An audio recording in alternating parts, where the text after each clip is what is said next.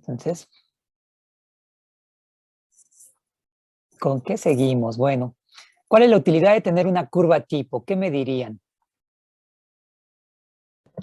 Pues con esto, ¿cómo podemos hacer las demás determinaciones, no? La de concentración de sustrato, enzimas. Ok, pero así de manera más técnica, si yo te Determinar preguntara, la cantidad bueno, la concentración de azúcares reductores según la absorbancia. entonces, ¿por qué me va a ser de utilidad? Porque puedo determinar la concentración de azúcares reductores. Ok, hasta ahí vamos bien. ¿Y para qué me interesaría conocer la concentración de azúcares reductores? Para poder Para obtener la velocidad de reacción.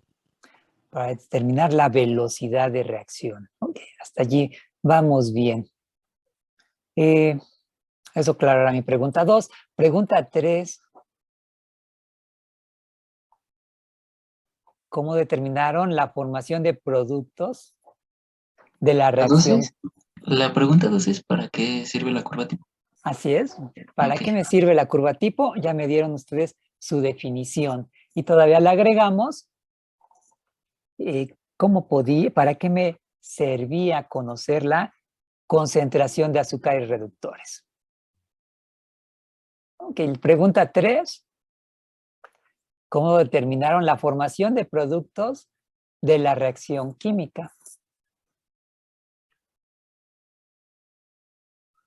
¿Cómo que, perdón? ¿Cómo determinaron la formación de productos de la reacción química? ¿Cómo vieron si se estaban generando los productos? A Un partir color. del vire de color Por el de... viraje de color. Por el viraje, efectivamente, por ese cambio de color, que cuando vieron el cambio de color, como que descansaron un poco. Cuando vieron los números e intentaron hacer gráfico, pues también descansaron un poco, porque sí iban aumentando. Entonces, perfecto. De esa manera vemos si estaban generando los productos. Es una manera indirecta.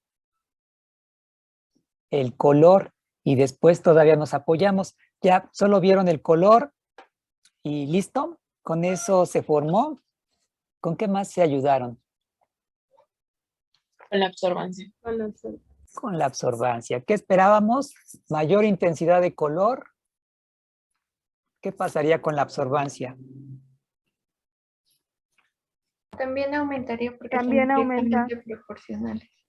De manera proporcional debería de ir aumentando. Y al momento de graficar, ustedes obtendrían una línea que sería su curva tipo. Una línea proporcional, directamente proporcional.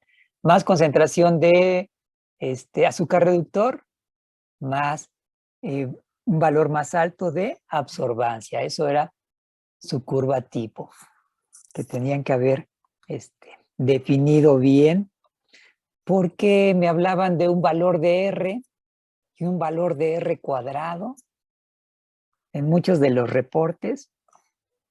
Y es que el R se ve muy bonito, y es que el R, pues en ningún momento hablamos de una R. Hablábamos de proporcionalidad en mi curva tipo. Y ya si le meto números, ya me podrían obtener un valor de R, ya me podrían explicar. Pero no me explicaron qué significaba ese R en sus informes, ¿eh? Ok, ya pregunta 3 quedó contestada. Pregunta 4. ¿En qué momento podemos ver lo del equilibrio cetoenólico o considerar que se está llevando a cabo el equilibrio cetoenólico?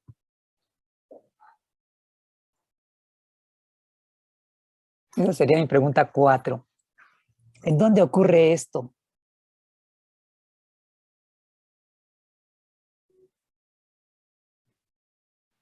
Cuando la fructosa se está pasando a bueno, estamos llevando a cabo la reacción y por lo tanto se isomeriza. Ok, pero ¿qué hace que se isomerice? Lo que ocurre es que el DNS está en un medio básico. El medio básico permite que esta isomerización se lleve a cabo. Ok, entonces hasta ahí, en ese momento vemos esa parte. Sí. ¿Y cuáles son esas condiciones? ¿Quién me dice?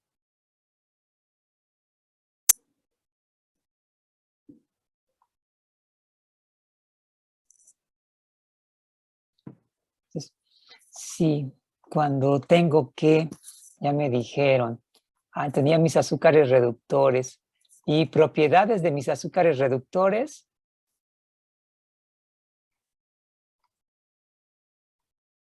Si yo escribiera esto,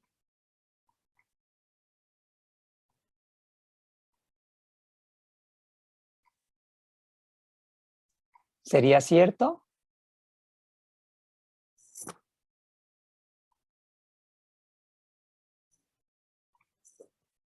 Si yo escribo esto, ¿es cierto?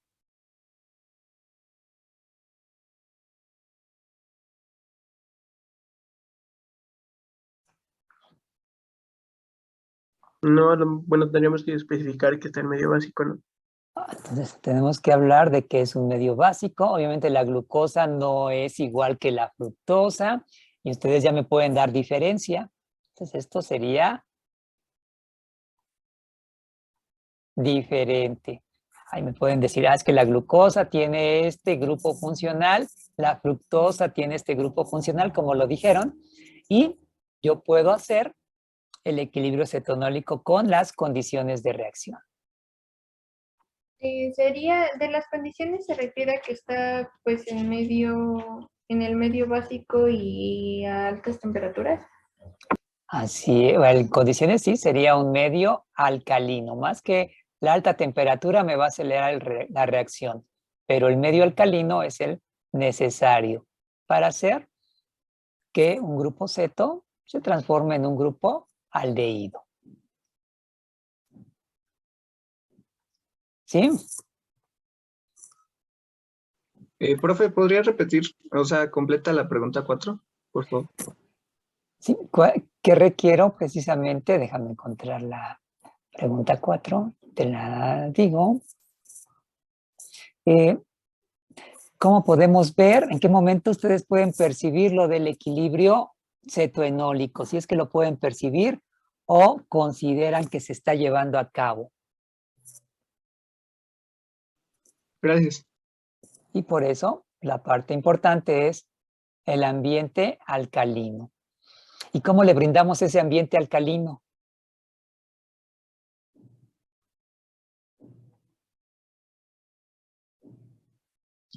Con el mismo DNS.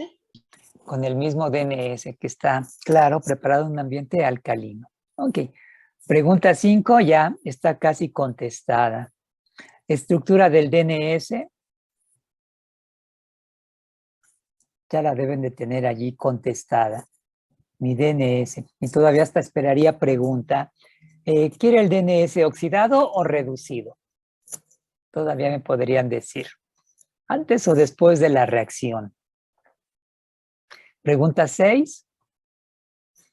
Ya puedo representar una curva tipo. Que por allí me decían. Profesor, ¿Sí?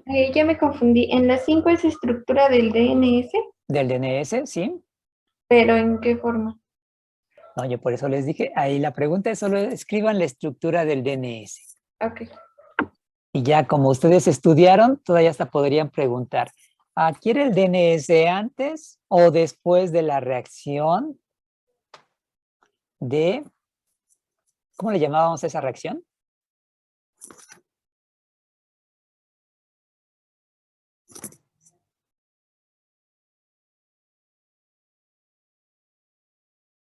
Esa reacción que yo tenía mis azúcares reductores y aplicaba el DNS y obtenía, claro, producto. ¿Cómo le llamaba esa reacción? ¿De curva tipo? No, la curva tipo es el experimento como tal, Es pero una reacción de óxido-reducción. Oxidorreducción, ¿no? es una reacción de óxido-reducción, ¿sí? Y que me va a permitir obtener color, productos coloridos. Entonces lo vemos en el manual como la reacción de desarrollo de color. ¿Ok? Pregunta 6. Elaborar un esquema de su curva tipo representativa. Y ahí le pueden poner su R cuadrada, y explicarme qué sería esa R cuadrada. Y bueno, pregunta 7, también ya me la contestaron. ¿Qué le pasa a la glucosa después de la reacción colorida? Ya me dieron el nombre. Ya lo representamos aquí. Gluconato. ¿Cómo sería el gluconato? ¿Qué ¿Qué le grupo pasa funcional? a la glucosa después de qué, perdón? De mi reacción colorida. Aquí en la imagen ya me dieron la reacción. Ya me dieron hasta el nombre. Ahora, ¿cuál es la estructura? Es lo mismo, baja lo mismo, pero hasta arriba lleva un COH. ¿Así? No, COH, doble. ¿Doble qué? O. Ok, O sea, es como un grupo carboxilo. entonces se está oxidando, como lo mencionaron, y es el grupo funcional que obtenemos. Ya dependerá si le ponemos el hidrógeno por el ambiente ácido o sin hidrógeno por el ambiente ¿qué? Alcalino. Alcalino. ¿Cómo lo debería de representar según nuestras condiciones? Alcalino, sin el... Alcalino. Sin el hidrógeno. ¿Sí? Ok, entonces vuelvo a preguntar. ¿Dudas hasta aquí? No, profe. ¿No? Entonces, hasta aquí dejaríamos curva tipo, pasaríamos con nuestra práctica de pH.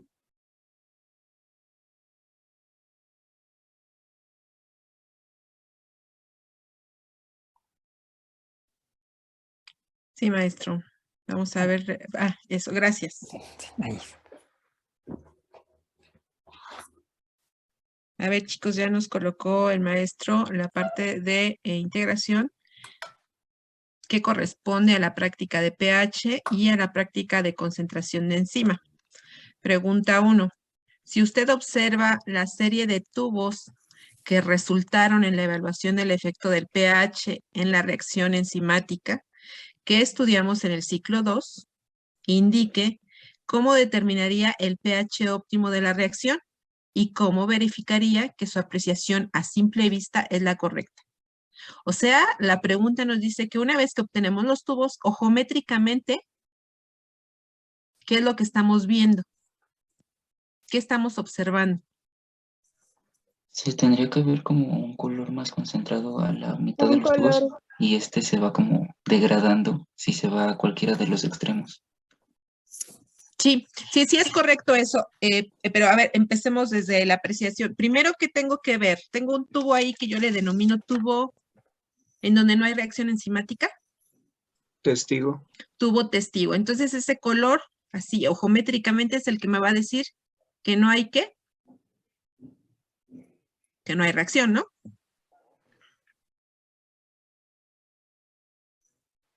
sí. Sí. Que no hay reacción. Entonces, todo lo que sea diferente a ese color amarillo, porque ya sabemos que nuestro testigo nos va a dar el color amarillo, o sea, que empiece a cambiar ese color a rojo, naranja, pues me va a indicar que está actuando la enzima. Y entonces, como bien dice su compañero, cuando yo evalúo el pH, espero que mi enzima se desnaturalice o se vea menor actividad enzimática en los extremos del pH y ahí voy a encontrar un pH en donde voy a tener el máximo de coloración. ¿Eso qué significa? Que ahí en la enzima tiene una actividad óptima. Con respecto a los pHs que yo ensayé, ¿verdad? En este caso es porque estamos hablando de los tubos que yo estoy observando. Y sí, su compañero nos dijo, si va a cambiar porque los primeros los voy a ver más claros, voy a ver un aumento en donde ahorita me acaban de decir, esperaremos que ahí esté el pH óptimo, estoy totalmente de acuerdo, y luego veo que baja otra vez el color en mis tubitos. ¿Y cómo lo verifico entonces? Pues ya después sería con la absorbancia. Ajá, y para obtener la absorbancia, entonces, ¿qué tengo que hacer?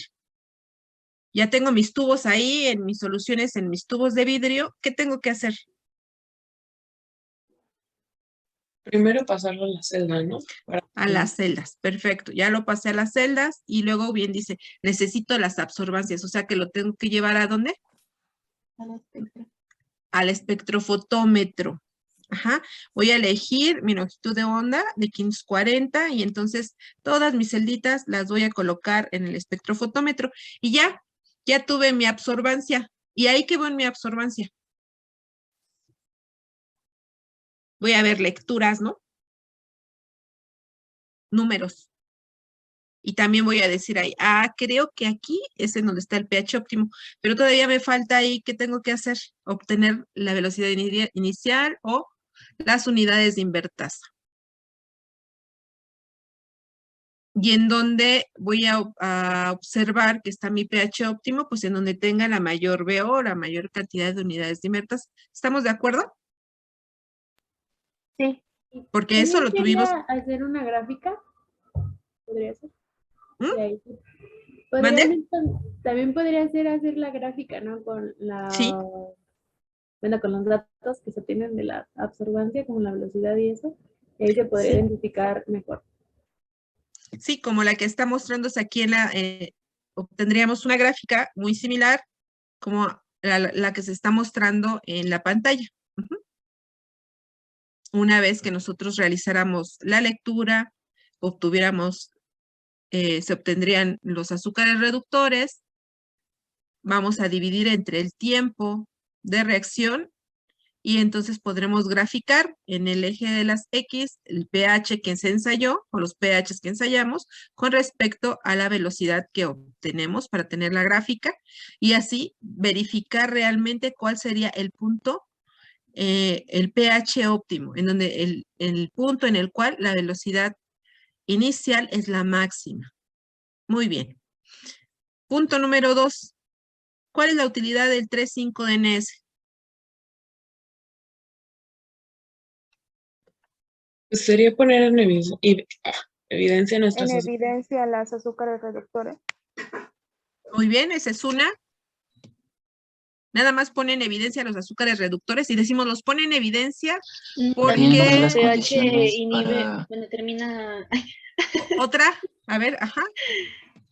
por su pH, bueno, va a desnaturalizar a nuestra enzima, terminando con la reacción. Detiene la actividad enzimática. Y otra ligada a esto del pH. La isomerización de la fructosa. Me da el medio necesario para que los azúcares reductores muestren su poder reductor. Si no estamos en medio básico, pues no puedo decir que la fructosa es un azúcar reductor. Entonces, me da el medio necesario y de todas maneras, o sea, siempre por definición, los azúcares reductores son reductores en medio básico. Ajá. Entonces, me proporciona el medio adecuado para que los azúcares reductores muestren su poder reductor. Entonces, esas me acaban de indicar 3 utilidades. ¿Podrían existir otra? ¿Alguien más? Ya dijimos desnaturalización de la enzima. Me pone en evidencia los azúcares reductores, pues porque me proporciona un color, ¿verdad? Ese color naranja. Ese color naranja, cambio de amarillo a naranja, que me indica la presencia de los azúcares reductores o que mi 3,5-DNS ya se redujo. Y el cambio de pH para que estos azúcares reductores realmente muestren su poder reductor. Pues sí, mínimo queremos 3. Mínimo 3. ¿Cuál sería la condición para que se perdiera la proporcionalidad observada en el efecto de la concentración de enzima? Y bueno, para contestar esta, primero, la primera pregunta es, ¿cuál es la relación que guarda la concentración de enzima con respecto a la velocidad observada o a la observa? ¿O qué tipo de curva se observa? Como si fuera una campana de Gauss. El de concentración de enzima. ¿Qué sucede si yo tengo una cantidad de sustrato igual en todos los tubos, como ustedes lo Como hicieron? que va ascendiendo ¿En y exceso? después llega a un punto en el que permanece estable. Pues en las concentraciones que ensayamos todas, hasta la máxima que fue 0.5 de enzima, nuestro sustrato excede, ahora sí que excede la cantidad de la enzima y siempre observamos que hay un aumento de la presencia de azúcares reductores conforme aumenta la enzima. Entonces tenemos ahí Es a mayor concentración cantidad. de enzima, ¿verdad, profesora? Sí, estamos hablando concentración de enzima. Nada que ver con la gráfica que estamos aquí. Es que aquí estamos viendo las dos prácticas, pH y concentración de enzima. Entonces ahorita cambiamos de pH a concentración de enzima. Por eso la pregunta es, primero es, ¿cuál es la gráfica que yo obtengo cuando evalúo el efecto de la concentración de la enzima? No obtengo una campana. ¿Qué obtengo? Es como, bueno, es lineal, aumenta proporcionalmente la velocidad. Bueno, las Es una unidades recta una recta. con pendiente Positiva. Positiva. positiva, en donde yo observo claramente la proporcionalidad del aumento de enzima, aumento de velocidad. Es directamente proporcional a la velocidad inicial o a las unidades de invertase. Siempre y cuando se cumpla, siempre y cuando el sustrato se encuentre siempre ¿Exceso? en exceso. Ajá, entonces por eso se pregunta, ¿cuál sería una condición para que se perdiera la proporcionalidad observada en el efecto de la concentración de enzima? El sustrato no estuviera en exceso. Exactamente, se contesta con la pregunta anterior. Si no tengo el sustrato suficiente, pues no voy a observar esa condición. Entonces, siempre deberé mantener el sustrato en exceso para que yo pueda observar esta proporcionalidad a mayor concentración de enzima, mayor velocidad. Es directamente proporcional. Ahora, el gráfico siguiente, ahora si cambiamos a pH. ¿Se acuerdan que en los gráficos de pH, en donde evaluamos, teníamos el eje de las X, el pH de los reguladores y el cálculo de la velocidad enzimática en el eje de las Y, obteníamos una gráfica como la que se muestra en la diapositiva, bueno, en la imagen, en la pantalla, perdón, no es diapositiva, en la pantalla. ¿Sí se acuerdan de eso? Sí.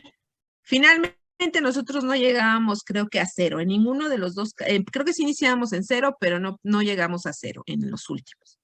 ¿Bajó? Sí bajó, porque nosotros observamos que a pH extremos, pues nuestra enzima se desnaturaliza. Aquí nos preguntan, vean, observen la gráfica. En los siguientes gráficos nos indican en dónde se encuentran 2 pKs de la enzima ensayada. pK1 y el pK2. Explique qué representan los valores de pK.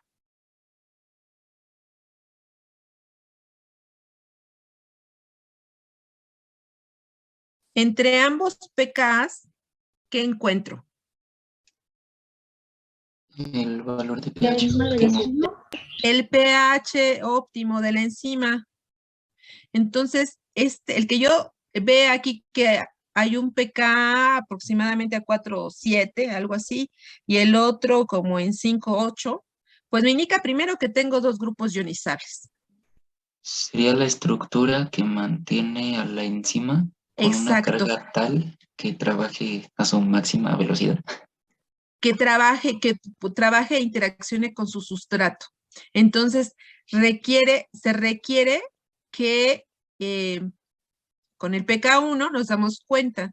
Acuérdense que aquí el pK nos indica que es un pH en el cual tengo el 50% de una especie desprotonada y el 50% protonado. Entonces, cuando llego a este pK, vea cómo aumenta la velocidad hasta llegar a un punto máximo, y cuando llego al siguiente pKa, baja esa velocidad. Entonces, yo requiero que para que esta enzima trabaje, o eso es lo que me está indicando aquí, es que este pKa, o sea, el primer grupo ionizable debe de tener su carga, debe de desprotonarse o mostrar su carga para poder tener actividad enzimática. Y el segundo grupo, cuando pierde su protón, indica que ya no puede haber trabajo, por eso baja la actividad enzimática. Entonces, me indica el intervalo en el cual mi enzima va a trabajar y las características que tendrá, pues, este sitio activo de la enzima. Probablemente se trate de un ácido glutámico y de, pues no sé, a lo mejor de una tirosina o de una lisina, no sé. Comparen sus pKs de los grupos, de los aminoácidos que tienen 3 grupos ionizables y me platican. Entonces, ¿se entiende esto de los pKs? Como viendo lo comentó su compañero. Sí. ¿Perdón? Sí, oí que me dijeron sí y oí uno.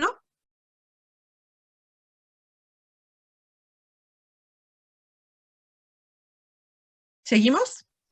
Puro sí. Ajá. El siguiente, maestro, me baja la... Esta va ligada con la gráfica anterior, dice. La siguiente figura representa el sitio activo de una enzima.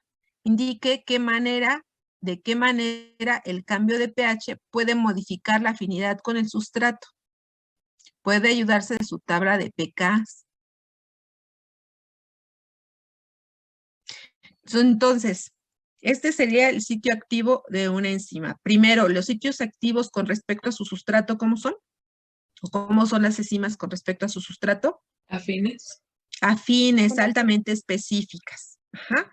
Algunas solamente pueden interaccionar con su sustrato y algunas con sustratos con características parecidas. Entonces, altamente específicas. Estamos observando aquí, vean, tenemos pues un grupo SH que pertenece a ¿qué aminoácido?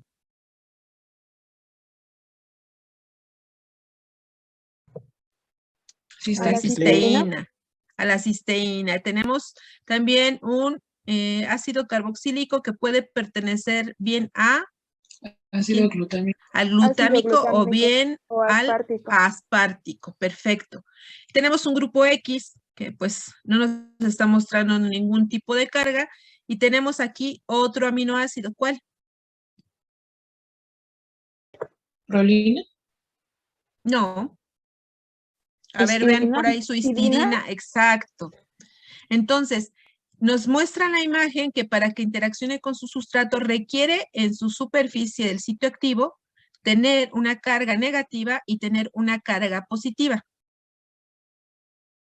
Si yo cambio de pH, si yo cambio el pH y ahora me voy a un medio muy ácido, ¿qué pasará con el ácido glutámico? Se va a protonar. Se va a protonar. A un pH de 1 podría actuar con el sustrato, supuesto, aunque no sabemos cuál es su pH óptimo.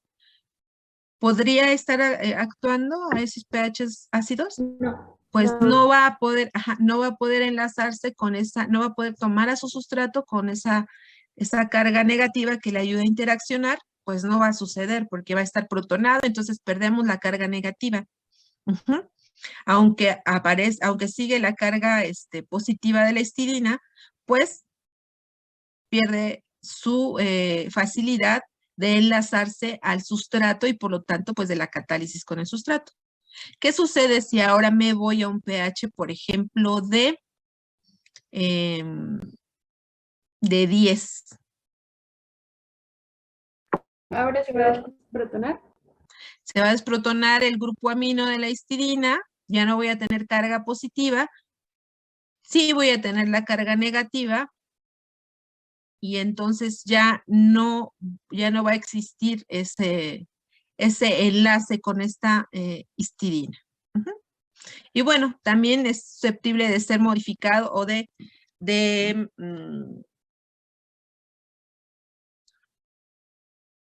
que toda la estructura del sitio activo, estamos hablando ahorita solamente de cargas, pero el movimiento en las cargas también puede iniciar un desacomodo con la estructura terciaria de la proteína y por lo tanto aunque pueda interaccionar un poco con nuestro sustrato, pues no puede llevar a cabo la catálisis por la pérdida de su estructura tridimensional. Entonces, bueno, eso es lo que tendríamos nosotros que estar explicando en este ejercicio.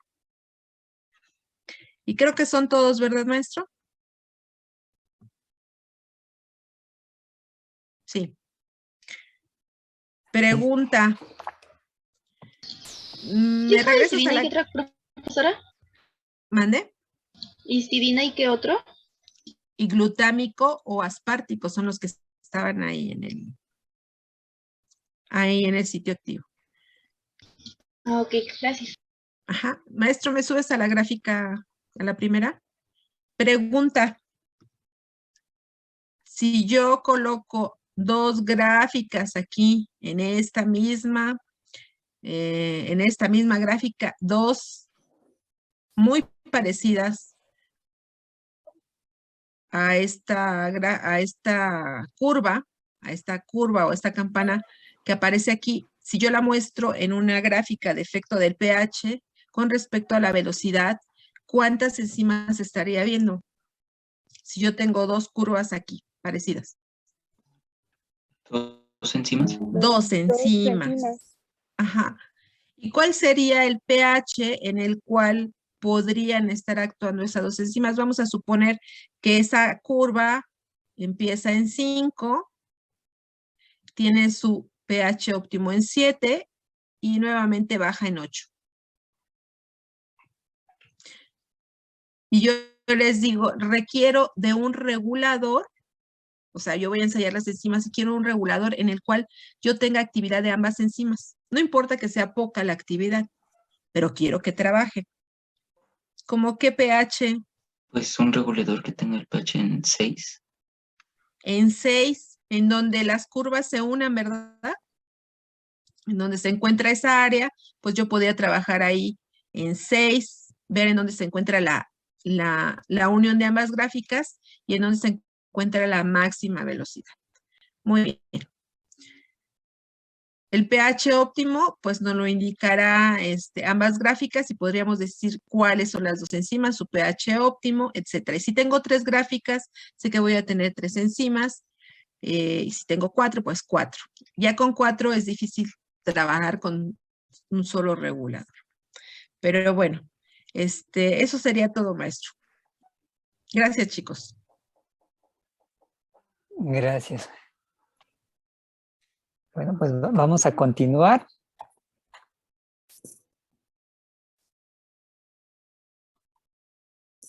Sustrato inhibidor. Continuamos, claro, con lo que es cinética. Ahora sustrato inhibidor. Y definición, respuesta. Pregunta 1. ¿De qué manera afecta la concentración de sustrato la velocidad de una reacción enzimática? ¿Cuál sería la respuesta? Pues si no hay suficiente sustrato, tal vez no, o sea, la enzima no pueda trabajar también porque no va a haber suficientes sitios activos o va a haber sitios activos de más. Entonces, pues Sería no. como directamente proporcional a mayor cantidad, a mayor cantidad de sustrato va a haber mayor velocidad. ¿Siempre lo vimos? Hasta que se llega hasta que después se llega a una saturación y ya no se presenta ningún cambio. Ok, entonces debemos de tener cuidado en lo que imaginamos porque nos juega un mal paso esto. Encontré algunos informes que me dicen que cuando la enzima o cuando el 100% de mis enzimas se satura, la enzima se desnaturaliza. Cuando llego a ese punto de saturación, que hay demasiado sustrato, además de que se desnaturaliza la enzima, la enzima ya no puede unirse con más sustrato. Me colocaron por allí algunas ideas, pero un tanto alejadas de la realidad. ¿Qué es lo que estaba pasando? Y por eso es la pregunta. A una gran cantidad de sustrato vamos a hacer que todas las enzimas se unan con sustrato. La enzima no le va a pasar nada. La enzima no se va a desnaturalizar. La enzima no va a perder función. ¿De acuerdo? Va a estar trabajando, sí, va a estar trabajando a la misma velocidad. ¿Qué es lo que ustedes me estaban diciendo? Bueno, a menor concentración o conforme yo voy incrementando la concentración de sustrato, obtengo más velocidad y más producto. Y entonces la pregunta sería, si yo le agrego demasiado sustrato, ya me dieron la respuesta. La velocidad se va a modificar. Se va a perder esa proporcionalidad. Se modifica la velocidad, pero no modificamos la enzima, no modificamos su estructura. ¿Es que la enzima está completamente rodeada por sustrato? Sí, y no le va a pasar nada a la enzima. Va a ir utilizando una molécula de sustrato a la vez.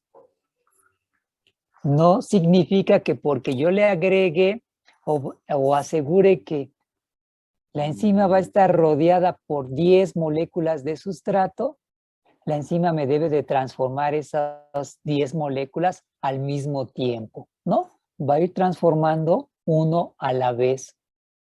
Y por eso la velocidad se mantiene constante, sí. ¿Está trabajando la enzima? Sí.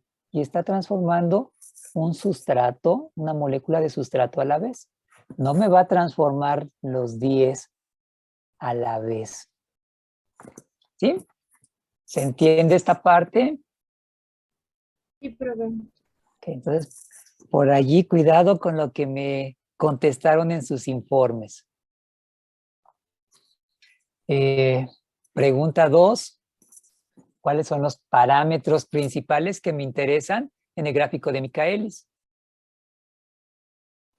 La velocidad máxima. Ok. ¿Cómo determino Vmax, por cierto? Que es cuando vemos que bueno, pues el gráfico toma un orden de 0, me parece. Allí es donde también entramos en confusión. Esa palabra de 0 como que los confunde. ¿Qué interpreto por 0?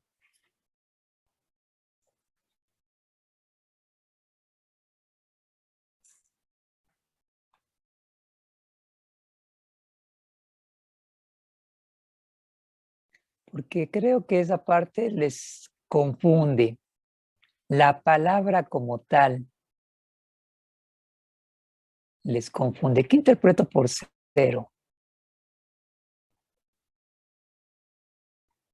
Voy a cambiar rápidamente de imagen.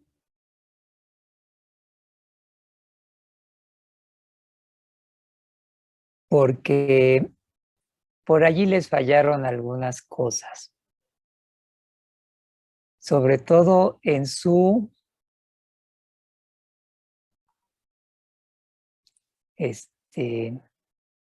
discusión. Y cuando llegamos a inhibidor, también me hablaron muy bonito, buscaron un trabajo, encontraron por allí algún trabajo previo que estaba bien, me dijeron que la cinética, etcétera, coincidía o no coincidía, pero no me hablaban. ¿Qué es lo que hicieron? ¿O qué es lo que tenían que hacer? Una cinética de Michaelis-Menten, donde vemos bajas concentraciones de sustrato, cinética de primer orden. ¿De acuerdo? Aquí al inicio trazaría una línea, tengo una cinética de primer orden, luego una de orden mixto, y luego llegaríamos a una de orden cinética de orden 0, donde no se modifica la velocidad. Por eso decimos que es cinética de orden 0.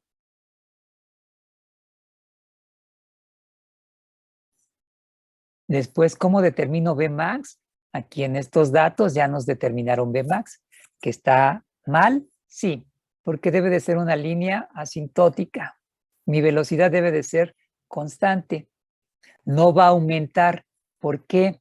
Porque ya les hablé. Es que le estoy agregando demasiado sustrato. Ya estoy garantizando que tengo 20 moléculas de sustrato para cada enzima. ¿Por qué la velocidad no cambia? Porque la enzima sigue trabajando, no se ha muerto, no está descansando, no está de spring breaker, no se está desnaturalizando. Sigue trabajando, pero trabaja sobre una molécula de sustrato a la vez. Y eso es la misma velocidad. Todas van a presentar, sí, siguen trabajando a la misma velocidad.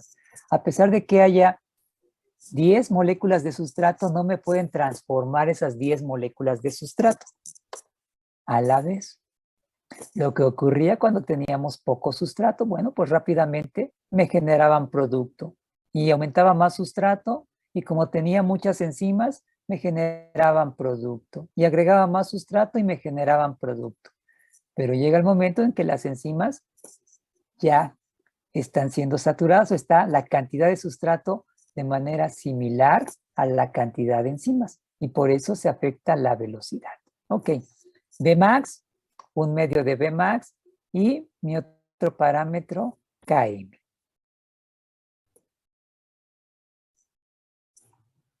¿Sí? ¿Cuáles son mis parámetros importantes? Efectivamente Vmax, un medio de Vmax para determinar Km. Y ya puedo explicar qué sería Km. ¿Qué sería Km? Es el Sería- punto. Es el 50% de la saturación de las enzimas. Ok, entonces, sí y no. ¿Qué sería Km? ¿Dónde está Km en ese gráfico? Lo hacemos más grande. ¿Dónde está Km en ese gráfico? A ver si me Según yo, deja. KM representa la afinidad que tiene el sustrato por la enzima, ¿no? Ok, Sería la cantidad de sustrato necesario para tener la máxima actividad.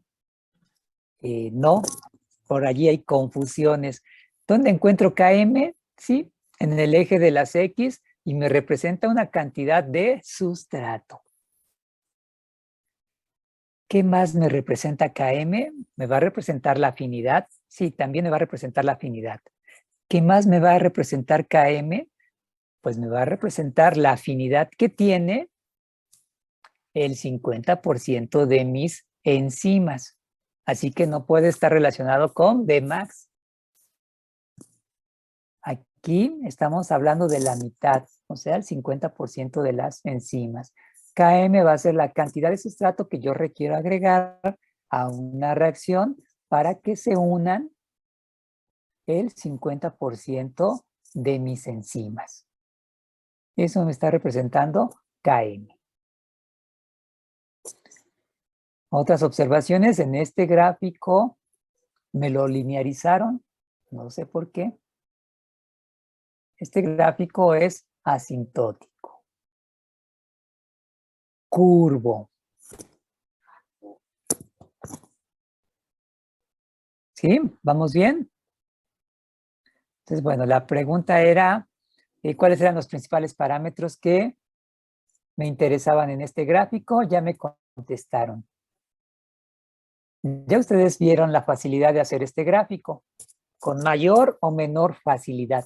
Yo debería de haber trazado esta línea de tendencia, por eso se les pedía en papel milimétrico. Ustedes hagan la línea de tendencia, coloquen sus puntos. Es que suben, bajan, suben. Bueno, entre esos puntos tracen su línea de tendencia.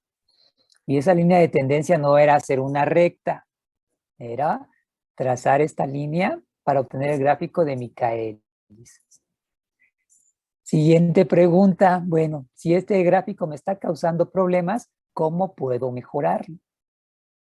¿Cómo lo pueden mejorar? Pues con otro método gráfico. ¿Cuál? El de Lingui-Verburg. Tienen ustedes sus datos de sustrato, tienen sus datos de velocidad. ¿Y qué tienen que hacerle a esos datos? Pues obtener los inversos. ¿Es el gráfico, el modelo gráfico de Lingui-Verburg? Sí. O también de doble recíproco. Por allí en sus gráficas sí veía el inverso de velocidad, pero en X tengo mis dudas de que trabajaran con el inverso. Y es más, todavía en este gráfico me representaban la tendencia de Michaelis-Menten. Así que realmente ya no sé qué me estaban tratando de explicar en su discusión. Hay algunas que están confusas porque su gráfico muestra que no sé qué hicieron. Parámetros de interés, pregunta 4. ¿Cuáles son los principales parámetros que me interesan en este sistema gráfico? De Lingui-Verburg o de doble recíproco. En Y, inverso de la velocidad, en X, inverso de la concentración de sustrato. ¿Cuáles parámetros me interesan?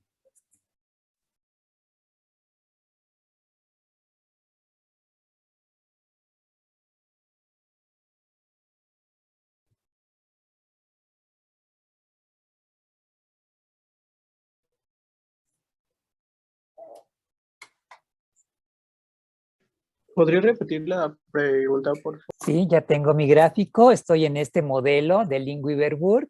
Ahora, ¿cuáles serían, la pregunta 3, cuáles son los principales parámetros que me interesan en este modelo gráfico?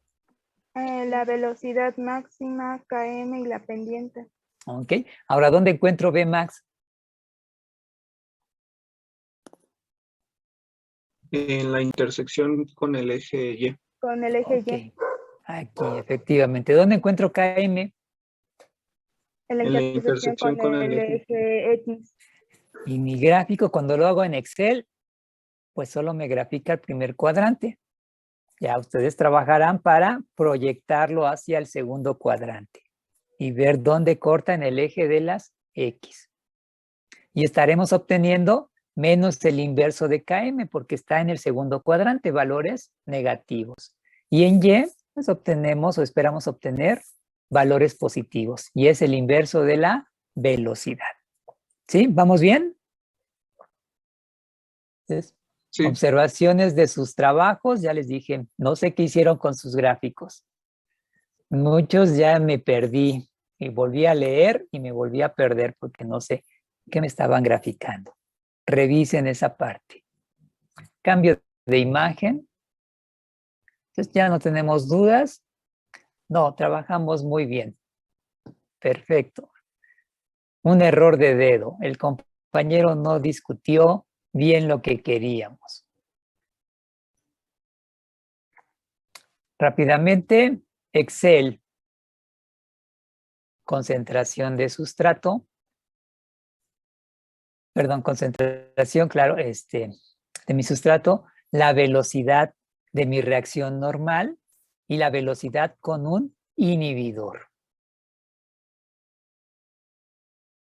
Veamos nada más las unidades, vean, transfórmenme unidades.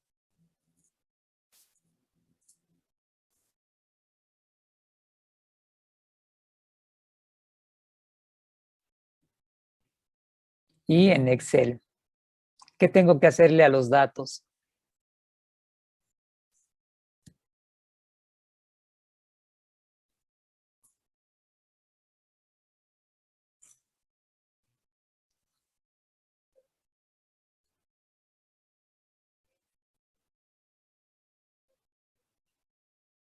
¿Qué le tengo que hacer a mis datos? ¿Quién me dice? Se va a graficar la concentración en las X y la velocidad en las Y. Se van a Ok. las dos,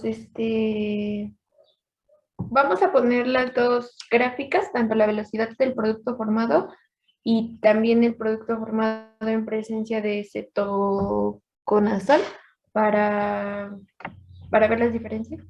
Ok. ¿Qué gráfico me va a servir? ¿Cuál es el modelo gráfico que me es de utilidad? El de Lingui-Verburg. El de Lingui-Verburg. Entonces, eso me va a ayudar. ¿Qué debo de hacerle a mis datos? Sacarles el inverso. Obtener los inversos. Entonces, rápidamente obtengan los inversos. Y estamos en Excel, entonces es más rápido. Ya estoy anotando mis valores, ¿sí? Estoy obteniendo mis inversos también. Debo de tener cuidado con mis unidades, ¿sí? Perdón, ese ejemplo viene con unidades así raras. No me gusta porque si luego no me entienden cómo graficar, si les complico con las unidades, nos perdemos. Pero bueno, ya están mis unidades, ya están los inversos. ¿Qué más debo de hacer?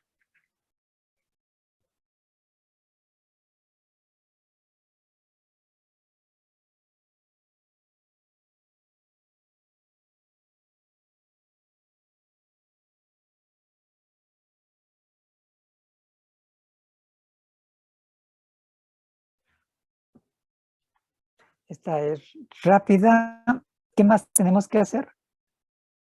Ya solo quedaría graficarlos, ¿no? Graficarlos, entonces le pido a Excel que me grafique y cuando le pido a Excel que me grafique, me va a preguntar cómo quiero graficar. Entonces yo le debo de elegir dispersión.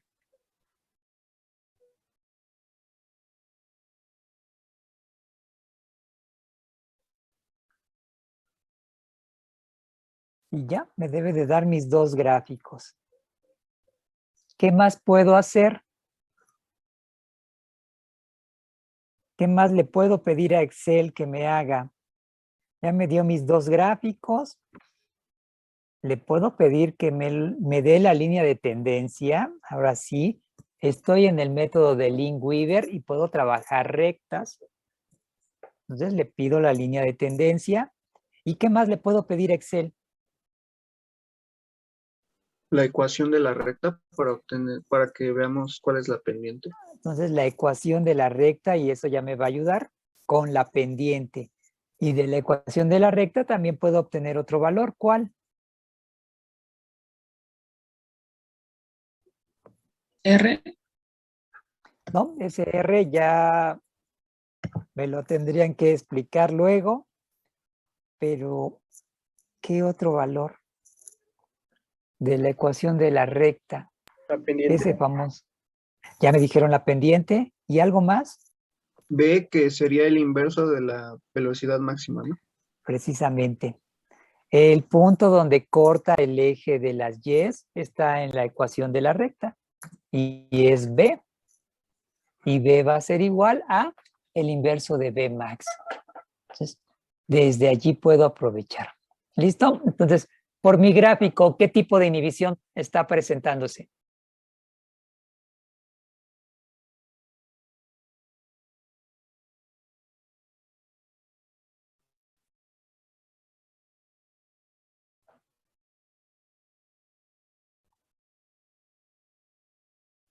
¿Es no competitivo? ¿Es A competitivo? ¿No competitivo o competitivo? Y eso viene también para sus discusiones. ¿Por qué? Porque me hicieron una serie de datos y en su discusión nada más me decían, se observan valores iguales, se observan valores, KM es mayor, B max es menor, pero eso no me está diciendo nada. Y después solo me decían, se ve claramente la inhibición competitiva, no competitiva. No, para eso es esto. Ya vi mi gráfico, ahora, ¿qué veo en el gráfico?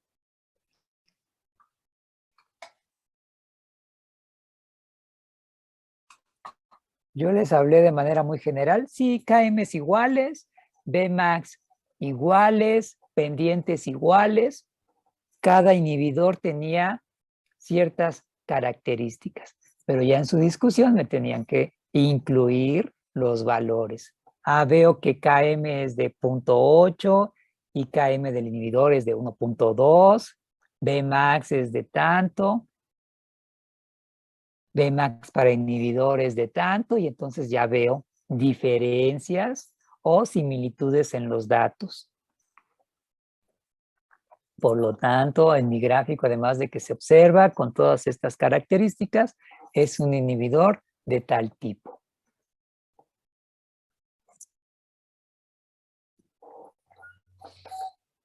¿Complicamos? Ah, bueno, cetoconazol, no sé cómo sea, pero puedo investigar también cómo es cetoconazol y cómo es el midazolam. Bien, entonces, eso me va a dar una idea de, bueno, la anilina, ¿cómo es la anilina? Me la explican a veces muy detalladamente y no se parece a la sacarosa, pues no se parece a la sacarosa.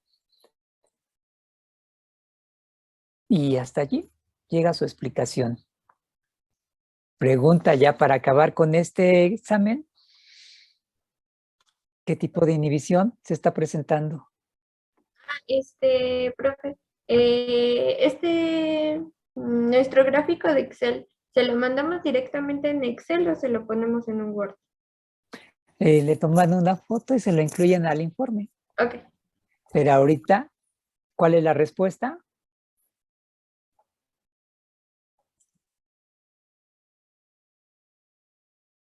¿Qué tipo de inhibición genera el cetoconazol?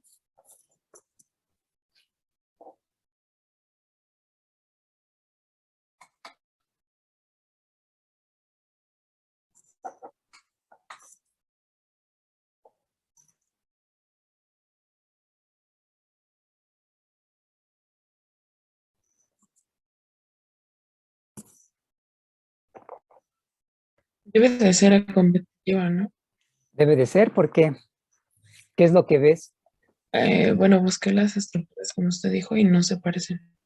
Ok, no se parecen. Entonces esa es mi hipótesis de trabajo, que Ujú. no se parecen, diría que es un inhibidor. Pero mi gráfico, donde yo tengo mis datos y rápidamente Excel hace maravillas del mundo, ¿qué me muestra? ¿Coincide con eso? Es algo similar a lo que hicimos en la práctica. Podíamos considerar comparar las estructuras y claro, eso me debe de ayudar para ver mis resultados. Y dependiendo del gráfico que yo obtenga, efectivamente, son iguales, son diferentes y mi gráfico me está mostrando una inhibición no competitiva o una inhibición acompetitiva, ya que me están hablando de que estructuras diferentes, aunque estructuras diferentes, puede haber algunas zonas que sean parecidas. Y con eso ya podría ser un inhibidor competitivo. ¿Ok? Bueno, ¿dudas hasta aquí? ¿Podría explicar el cómo se ven las diferentes gráficas? Porque, bueno, o sea, yo tengo como las tres, pero no, o sea, no sabría decirle a partir de la gráfica que me arrojó Excel. Así. O sea, nada más por la estructura, pero como tal por la gráfica no. Bueno, yo recuerdo que cuando cruzan ambos en el mismo, bueno, depende de dónde crucen, ¿no? Y según la gráfica que estoy viendo, ambas líneas de tendencia como que cruzan en el mismo eje de las X. Y Ok. eso corresponde a un inhibidor no competitivo. Entonces ya tendría mi gráfico doble recíproco. Ustedes lo completarían, claro, con sus inversos y lo que me están diciendo, efectivamente. ¿Qué pasa cuando obtengo este tipo de gráfico? Y por eso hablábamos de sus parámetros y valores. En la discusión que es, bueno, estoy observando la velocidad máxima para sustrato, la velocidad máxima para inhibidor, pues son muy parecidos. El valor de Km para sustrato, el valor para Km de inhibidor son diferentes y las pendientes son diferentes. Entonces, esto es una inhibición competitiva. ¿De acuerdo? ¿Ya hicieron el gráfico? ¿Sí? ¿No? Bueno, no coincide con este. Tengo el inhibidor, tengo al sustrato. Espero que más o menos me queda. Más o menos me quedó. Tengo mis resultados. Puedo ver que las velocidades ya las determiné. Veo la ecuación de la recta y determino Vmax son diferentes. Puedo ver que los valores de Km son iguales o similares y tengo pendientes diferentes. Entonces tengo una inhibición no competitiva. Ahorita yo les pedí Excel, ya lo hicieron. ¿A qué gráfico se parece? ¿A este o me queda una tercera opción? ¿Cuál? Espero que me salga.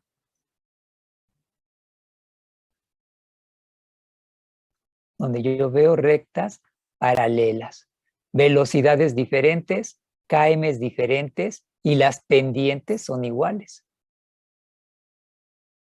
Entonces, tengo una inhibición a competitiva o incompetitiva.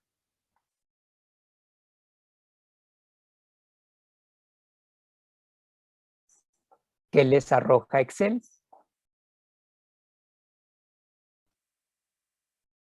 A mí me arroja que es no competitiva. Que es no competitiva y se ajustaría con nuestros resultados, ya que me dijeron que las estructuras del sustrato y el inhibidor eran diferentes. Entonces, si parto con la hipótesis de que tengo estructuras diferentes, descartaría competitivo. ¿Cuál sería? Tendría dos posibilidades, no competitivo o acompetitivo. ¿A qué gráfico se parece lo que ustedes tienen en Excel? Y si no, con calma, en casa lo vuelven a hacer. ¿A cuál se parece? Al de no competitivo. Al no competitivo. Entonces, tenemos un gráfico donde estoy obteniendo esto. ¿Se entendió?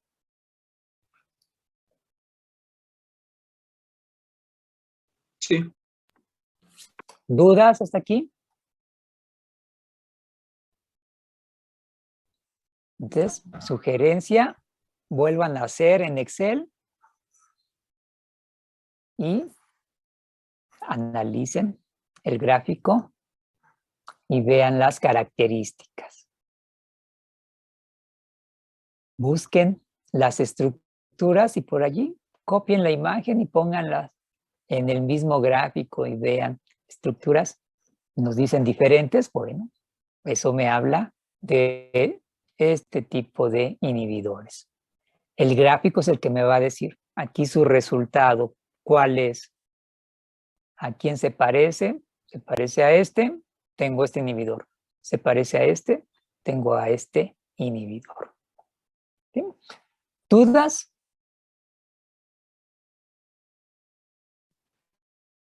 Yo, profesor, en cuanto a la unidad del sustrato, ¿qué unidad de sustrato, qué unidad de concentración de sustrato debemos de colocar? Perdón.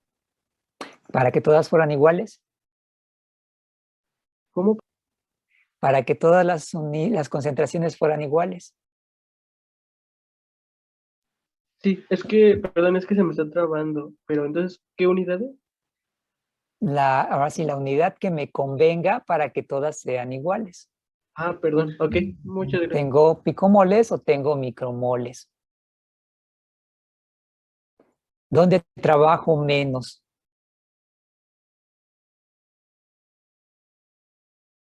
¿Sí? ¿Se entiende?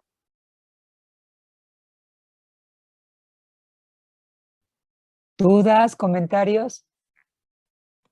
No, profe. Profe, esta es la pregunta 4. Esta sería, claro, la pregunta 4. Pregunta, realiza el gráfico, ya lo hicieron en Excel. Pregunta 5, bueno, ¿qué tipo de inhibidor estoy observando? Ok, gracias. ¿Sí? Entonces ya también contestamos la 4, contestamos la 5. ¿Alguna otra duda?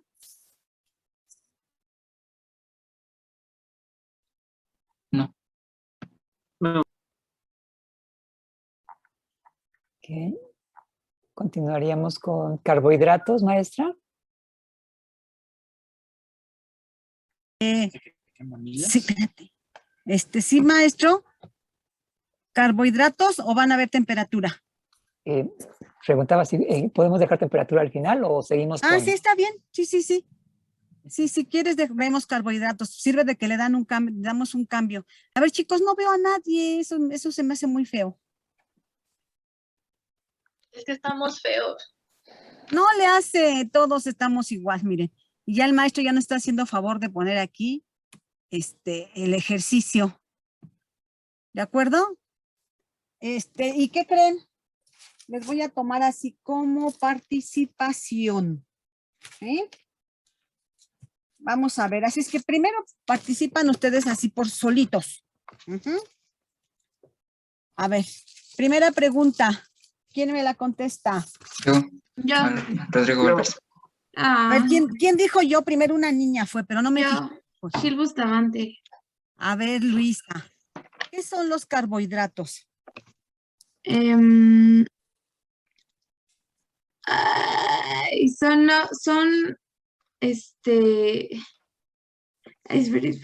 Son biomoléculas que están formadas por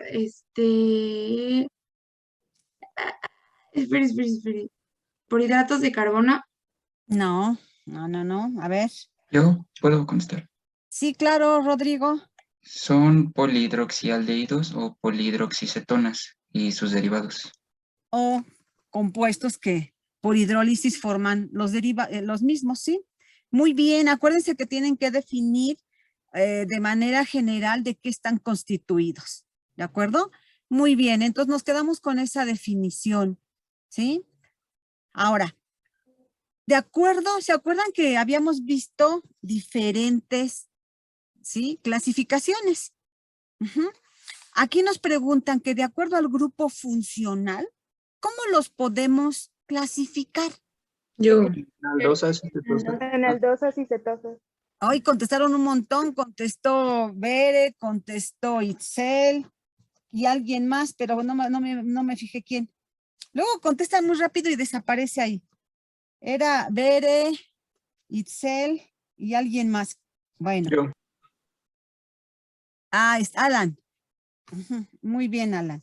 Sí era un niño, pero no me acordaba quién. ¿Qué tal si me equivoco? Y de por sí les cambio los nombres. Bueno, muy bien.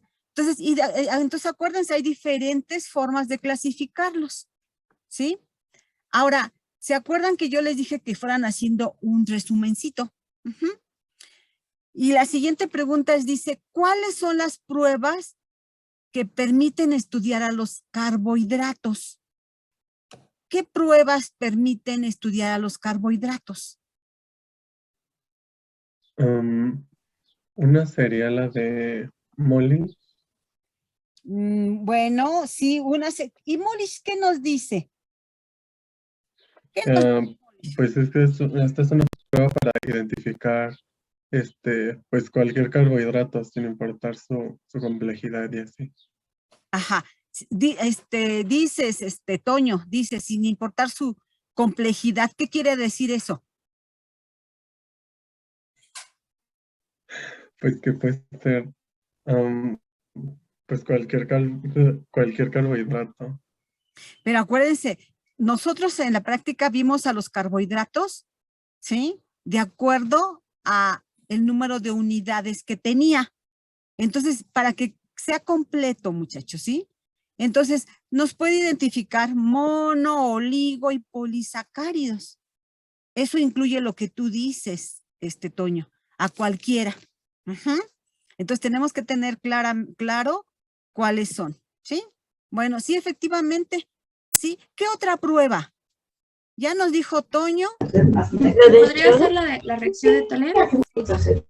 A ver, dice Luisa, la reacción de Tollens podría ser para que ¿cómo se saque la de las pentosas, ¿no? Identificación de pentosas. Tollens nos dice quiénes son pentosas, ¿de acuerdo? Bueno, nos falta una más. ¿Quién me quiere decir cuál nos falta? La de feeling, ¿no? No, antes, otra. Entonces el Iguanov. A ver, ¿cómo te llamas, mija? Porque está tu apellido, Galín. Ay, Amara. Amara. La de A ver, repite. Es sencillo, Selivanov. Selivanov. Eso, Selivanov. Muy bien. ¿Y qué nos dice la de Selivanov, Amara? ¿Qué nos determina? Cetoexosas y aldoexosas. Cetosas o aldosas. Y dijimos que ayer era muy importante ¿qué? ¿Qué es importante? El tiempo de la reacción, bueno, el tiempo en el que están los tubitos, ¿no? El tiempo de la reacción, ¿y qué más? ¿Quién le ayuda a Amara? El tiempo de la reacción ahí es muy importante. ¿Y qué otra cosa? La coloración.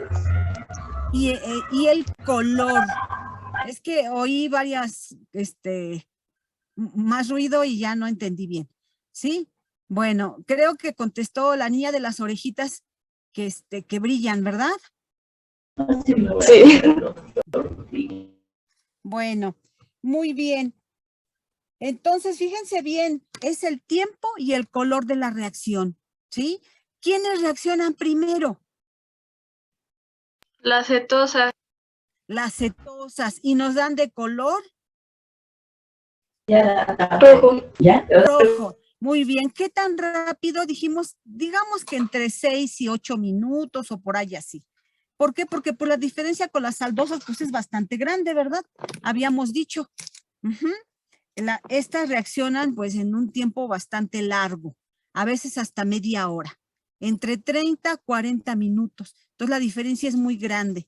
Entonces cuando yo voy a dar algún resultado, tengo que escribir en Selivanov el tiempo y el color.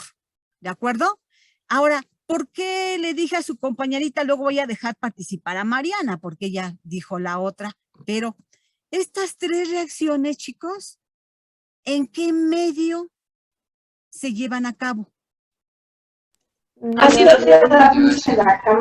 En medio ácido fuerte. ¿De acuerdo? Entonces se deshidratan y nos forman furfural o hidroximetilfurfural y es el que se condensa, ¿sí? Con el reactivo de Molish, con el reactivo de Tollens y con el reactivo de Selivanov. ¿De acuerdo? Por eso es que quería que me dijeran las tres. ¿Sí? Bueno, ya que vimos esas, bueno, entonces estamos viendo el comportamiento de los carbohidratos en medio ácido fuerte. Pero ahora lo vamos a ver en medio ¿qué, Mariana? Que tú me decías. ¿En qué medio, Mariana? Perdón, Mariana. ¿Así me va a dejar hablar, profa? Marina. No, si es Mariana. Ay, yo, ahora que... ahora va a ser en medio básico, me parece. Exacto, Mariana, por fin. Ahora, en medio básico. Y en medio básico, ¿vimos la reacción de quién? De mi amigo personal, Feeling. ¿O Feeling? ¿Sí? ¿Cómo no, se...? Feeling. ¿Se acuerdan que hasta les dije, digan, Feeling, con E? Feeling. Feeling, eso, muy bien. ¿De acuerdo? Entonces, esa es la que vamos a ver nosotros en carbohidratos en medio básico, que yo les decía que recordaran, y ya lo recordaron con el maestro Saúl, ¿sí? Que el DNS también es una reacción en medio básico. ¿De acuerdo? Bueno, y en medio básico, esta reacción de Feeling nos dice, ¿qué nos dice? Sí, la actividad de azúcares reductores, sí hay Exacto. Dijimos que, y lo íbamos a decir así vil y llanamente, el poder reductor que tenían los carbohidratos. ¿De acuerdo? Sí. Entonces, muy bien. Bueno, ¿y qué más? ¿Qué más vimos rápidamente? Ya vimos en medio ácido, en medio básico. ¿Qué más vimos? La prueba de yodo. La prueba. Y Rodrigo, ya que contestaste tú, Rodrigo, qué barbaridad. A él le gusta participar mucho, ese niño. Rodrigo, ¿qué nos dice yodo? No es para identificar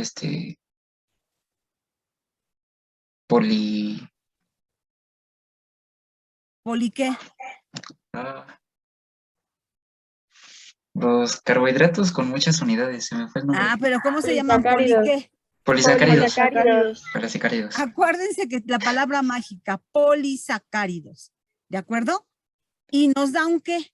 ¿Qué vemos con los polisacáridos? Pues nos ayuda a identificar si tienen una estructura lineal o ramificada, dependiendo del color. Dependiendo del Si color. es como azul morada, creo que es lineal. Ajá. Si nos da una tonalidad roja, es ramificada.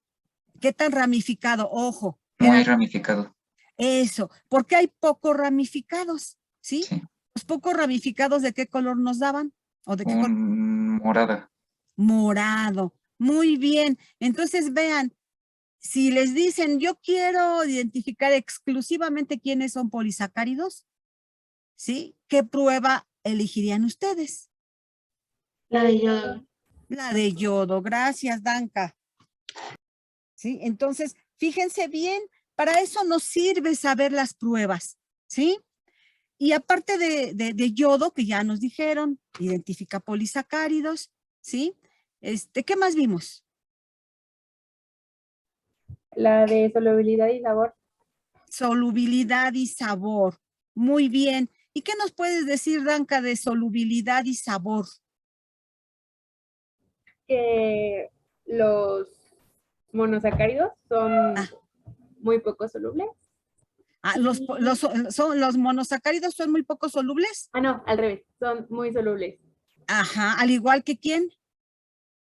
Oligosacáridos. Eso, que los oligosacáridos. Chicos, a lo mejor no se los mencioné, pero generalmente vemos los disacáridos porque son los que están más ampliamente distribuidos en la naturaleza, ¿eh? Por eso nos abocamos mucho a los disacáridos, pero los llamamos en general como oligosacáridos, ¿sí? Entonces la solubilidad, estos son muy solubles, son pequeños, ¿verdad? Y sin embargo, los polisacáridos, ¿cómo es su solubilidad? Son insolubles y pueden llegar a ser hasta insolubles, ¿verdad? O poco solubles, ¿sí? Bueno, y sabor. Los mono y los oligos son dulces y los polisacáridos son insípidos. Claro, pierden ese sabor dulce. Acuérdense que por eso tienen, los carbohidratos por eso tienen otro nombre. ¿Qué otro nombre tienen? ¿O los conocen como? Azúcares. Como azúcares. Muy bien. ¿Sí? Entonces van a encontrar por ahí. Fíjense que no me acuerdo si fue en este grupo o en el otro, que ya hasta se me había olvidado. Hay en algunos libros muy viejitos que los llaman glúcidos. ¿Sí? Entonces por ahí en unos libros viejitos van a llegar a encontrar esa palabra. Estuve leyendo lo que mandaron y solo una personita me lo puso y pues luego ya de repente se me olvida que todavía pueden leer en libros muy viejitos ese nombre. ¿De acuerdo? Bueno, pero para que no vayan a decir, no, eso nunca lo oímos. Siguiente pregunta. Aquí, fíjense bien, a estas estructuras, ¿qué pruebas le harían a esta muestra? ¿Era de yodo? Pues yodo no los identificaría, pero fíjense, esto me llamó la atención por lo que están diciendo también, porque fíjense, aparte de yodo no los identificaría también, pero ¿qué otras pruebas le haríamos? ¿Cuáles otras nos darían positivas? Molish. Molish, por supuesto, Molish. Ajá, ¿qué más? ¿Quién más? ¿Quién más nos daría positiva? Yodo, Molish, ¿qué más? ¿Quién más? Felín. Felín, porque miren, acuérdense que tiene ahí algunos extremitos, algún extremo reductor, ¿sí? Nos daría cuánto precipitado, mucho o poquito. Acuérdense que el precipitado, si no lo mencionamos ahorita lo vamos a remarcar, el precipitado está relacionado con ¿qué? ¿Cuántos extremos reductores tiene? ¿De acuerdo? Entonces, ¿sería poquito? Poquito, muy bien. Poquito. Eso, muy poquito. ¿Y qué otra prueba nos daría positiva? Pues la de Molish, ¿no? Porque pues es cualquier carbohidrato. Sí, ya lo vimos, Molish. yodo, muy poquito extremo reductor, ¿sí? Entonces, Felin, muy poquito, pero nos falta otra. Podría ser saliva, ¿no? Bien, Rodrigo, pero dijimos que en Selivanov, ¿cómo nos daría Selivanov, Rodri? Es que no sé si son glucosas o fructosas. No, son, a ver, no las... Son glucosas, ¿no? Son glucosas. Entonces, ¿cómo nos daría, Rodri? Ah, no, ella participó mucho. Bueno, ¿quién más quiere participar? ¿Yo se puede? ¿O a mí ya me preguntan? Ya no me Ya te preguntamos y ya te quitaste el tache. A ver, ¿quién? Okay. Es que luego no quieren participar los demás. ¿Y qué hacemos? A ver, Esmeralda, ya te ayudó Rodri con la mitad. Dijo que Selivanov nos daría positiva. No quiere. Esmeralda. ¿Daría un color rosa? Ajá, ¿y qué más? ¿Qué más, Joel? ¿Qué más, Joel? ¿Estás bien, mijo? Pues es que sería, bueno, rosa, pero tardaría también mucho en reaccionar. Eso, maestra, Selivanov, rosa y tiempo entre largo. ¿Qué tan largo? 30, 40 minutos. ¿De acuerdo? ¿Por qué? Porque es aldosa. Si yo te pregunto por qué, me tienes que decir, porque son aldosas. Por eso es bien importante que Selivanov ustedes pongan color y tiempo. ¿De acuerdo? Bueno, eso es lo que tendrían que poner ahí juntito, ahí en ese pedacito. Pruebas que nos dan positivas. ¿De acuerdo? Bueno, maestro, ¿le avanzas un poquito? Por favor. Fíjense bien, dice que al hacer reaccionar este carbohidrato en la prueba de Felin, ¿cuál sería el resultado? Véanlo. Sería negativo, ¿no? Ay, a ver, ¿por qué negativo? No porque no de pregunta. ¿Por qué? No tiene poder reductor. ¿Y por qué no tiene poder reductor? Porque en sus carbonos quirales se encuentran, bueno, no hay, bueno, es donde se forma el enlace entre ambos. Claro, están unidos, maestra, están unidos sus carbonos, ¿sí? Anoméricos. Acuérdense, ¿se acuerdan que les dije del anillito? De que por eso se llama anular el dedo, porque se pone uno el anillo de matrimonio. Bueno, pues eso se llaman carbonos anoméricos porque se cierra el anillo y es donde está el grupo funcional. Entonces, están unidos, no hay extremo reductor. Muy bien, ¿sí? Bueno, siguiente. Y ya lo explicamos, ¿sí? Siguiente, maestro, por favor. Más abajito. Fíjense, esta ya la dijimos, pero ¿quién me la repite? Dice que bajo qué condiciones se forman estos productos, furfural e hidroximetilfurfural. ¿En un medio de ácido fuerte? En un medio ácido. En un medio ácido fuerte. ¿El furfural proviene de quién? ¿De una qué? ¿Pentosa? De una pentosa, gracias, Mariana. ¿Y el hidroximetilfurfural de dónde proviene?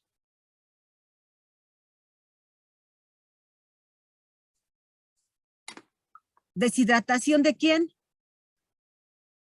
Si el ¿Exosas?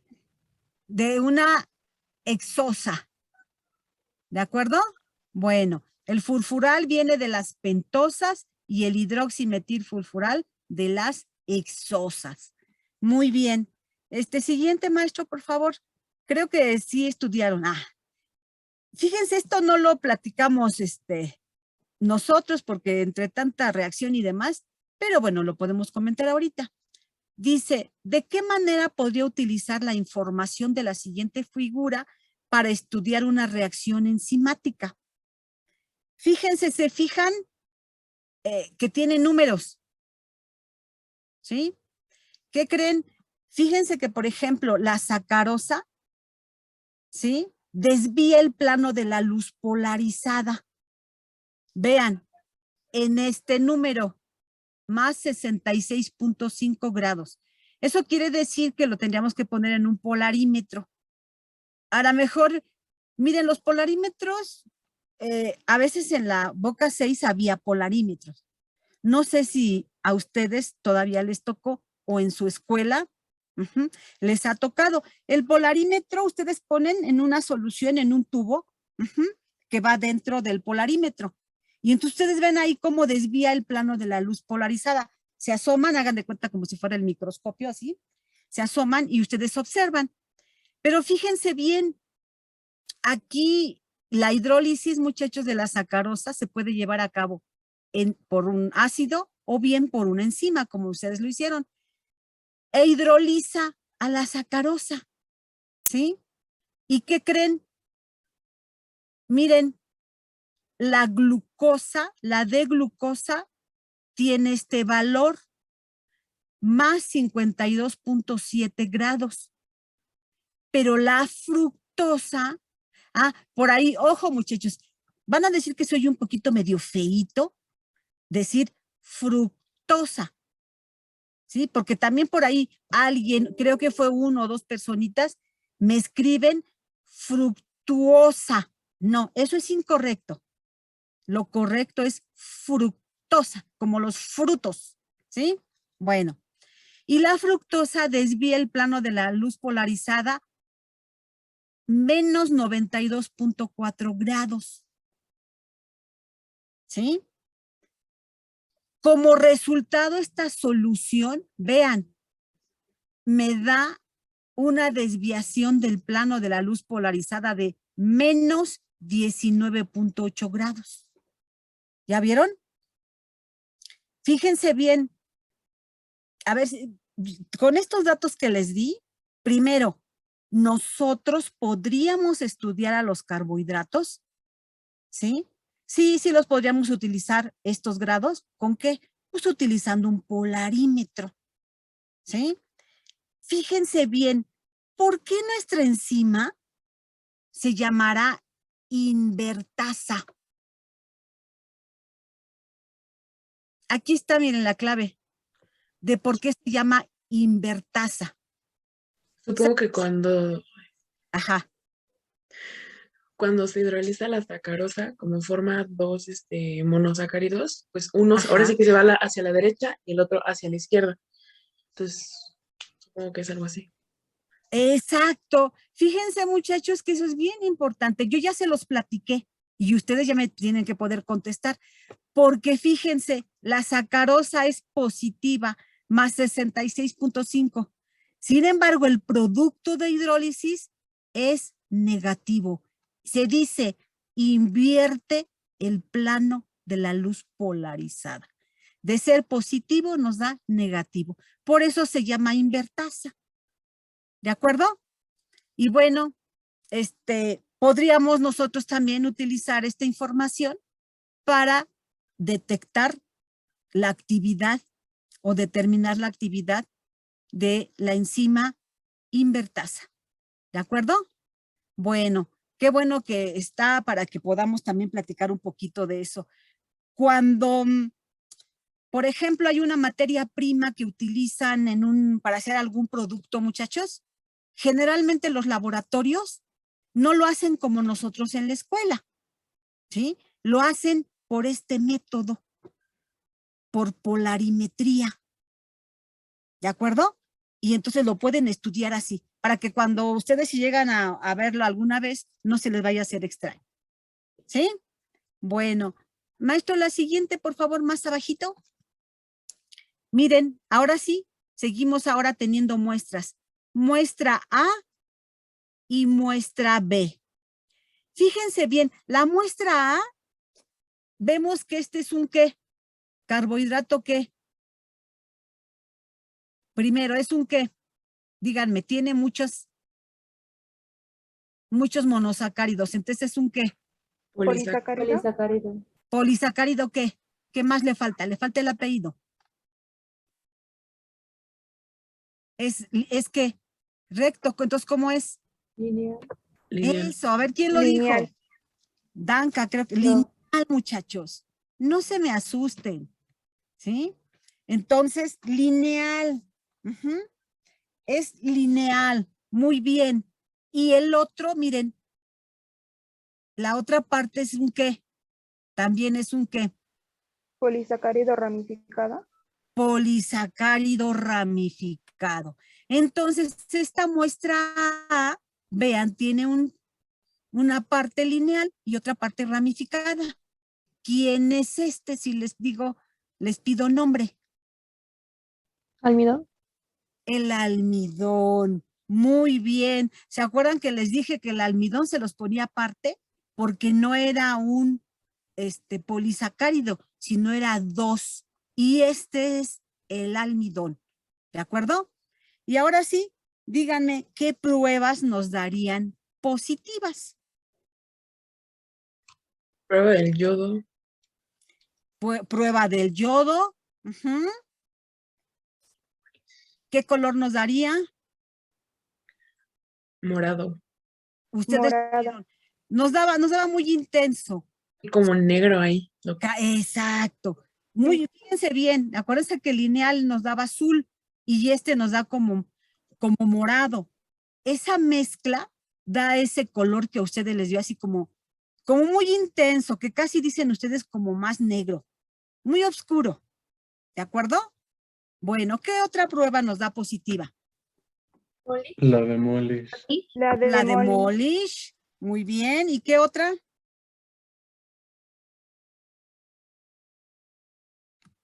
Nos falta una.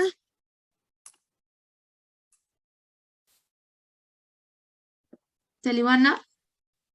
¿Cómo nos da Celibanov, Luisa?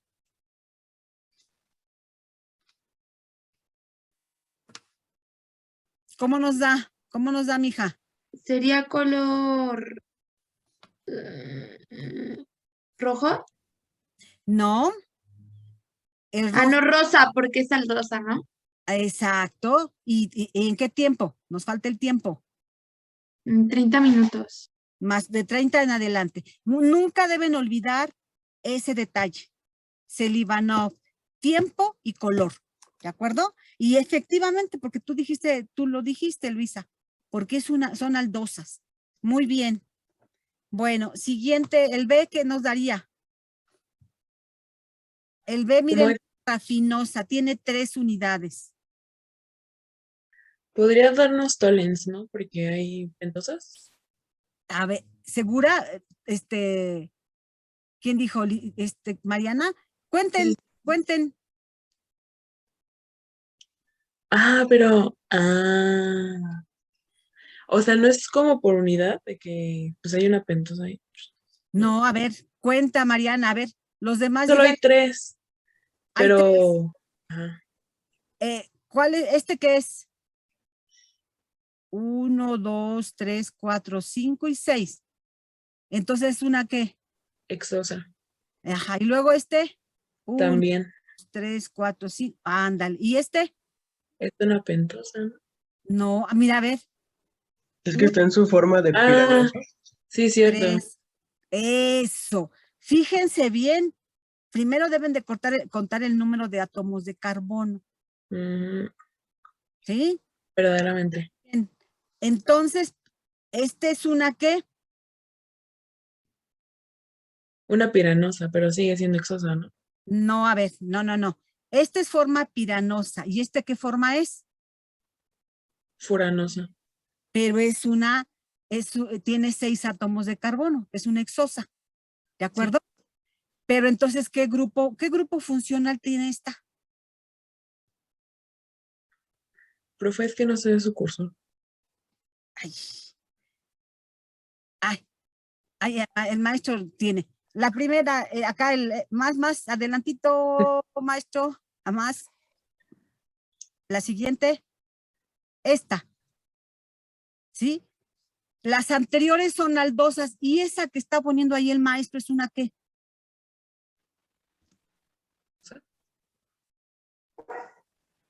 ¿Qué será? A ver, ¿quién me dice? Una acetosa. Es una cetosa. ¿De acuerdo? Es una cetosa. Ujú.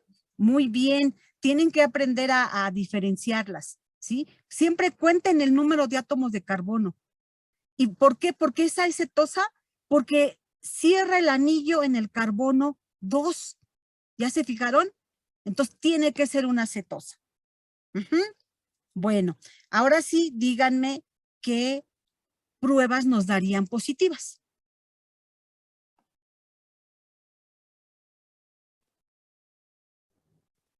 Molish. Molish. Ajá. Molish. ¿Qué más?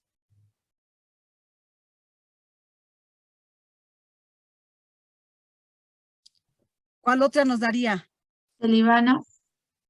Pero complétale. Sería 5 minutos color rojo. Exacto. Primero nos da, y primero reacciona esa cetosa. Muy bien. ¿Sí? Bueno, entonces, esas son las que nos darían. ¿Cómo nos daría yodo, muchachos? ¿De color azul? De color azul nos daría ¿No se quedaría igual? No. ¿Nos daría el color de quién? Del mismo reactivo. Yodo. Ajá. Acuérdense que el yodo es de color amarillito o un poquito, Naranja. no naranja, ay, se me fue. Cafecito. ¿Sí? Si está más concentrado nos da como cafecito. ¿Sí? Que es diferente a rojo. Ujú. Bueno, muy bien. Siguiente. Ámbar. Ámbar, ándale. También. Maestro, ¿nos puedes bajar un poquitito más? A ver qué sigue. Ah, ya se acabaron. Ah, no. A ver. Esta, muchachos, la dextrina. Dextrina. ¿Se acuerdan que la vimos? ¿Qué pruebas nos daría? A ver, alguien que no haya participado, porque hay varios que no han participado. Tengo poquitos con palomitas, ¿eh? Pues para yodo saldría morado, ¿no? Para yodo saldría morado. Muy bien.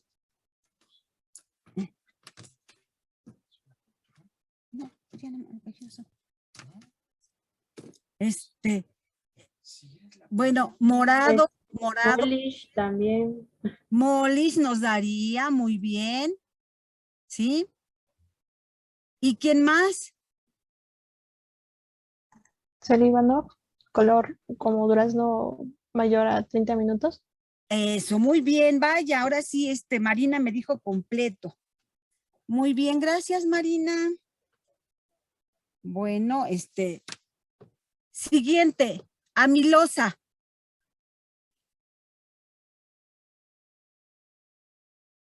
¿Cuáles nos darían positivas y colores? Yodo azul. Yodo azul, muy bien. ¿Quién más?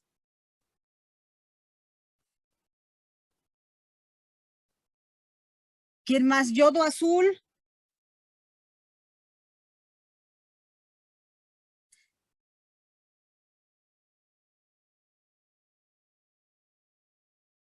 ¿Cómo nos daría Felin?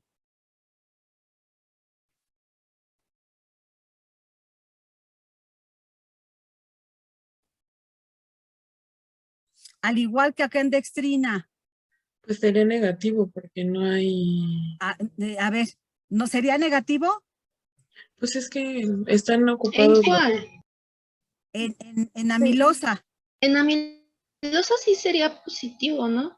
Sí, sería Ajá. positivo. Bueno, porque pero es ¿cuánto? el de hasta la derecha tiene uno. Claro, muy bien, Laura, es verdad, ¿sí? Ojo, por lo menos tiene un extremo reductor. Pues a lo mejor nos da un granito de precipitado, pero sí nos da. También la dextrina nos puede dar porque tiene aquí un extremito reductor. ¿De acuerdo? Bueno, pero amilosa me falta también alguien más. que es la primeritita que nos va a dar. Selivanov. Pero antes que Selivanov. Molich. Molich. Muchachos, Molich siempre nos va a dar positiva, porque dijimos que era una prueba general para carbohidratos. Dan mono, oligo, poli, sacáridos, lineales, ramificados, poco ramificados. ¿De acuerdo? Entonces nunca deben olvidar esa. ¿Sí? Y Selivanov, ¿cómo nos daría? Lo haría tonalidad rosa, pero pues tardaría. Muy bien. Minutos. Más de 30 minutos y rosita o duraznito, en ese tonito. ¿Sí? Bueno. Maestro, más abajito, ¿hay otro? Ahí está, ¿tenemos más? Uy, creo que no están repetidos.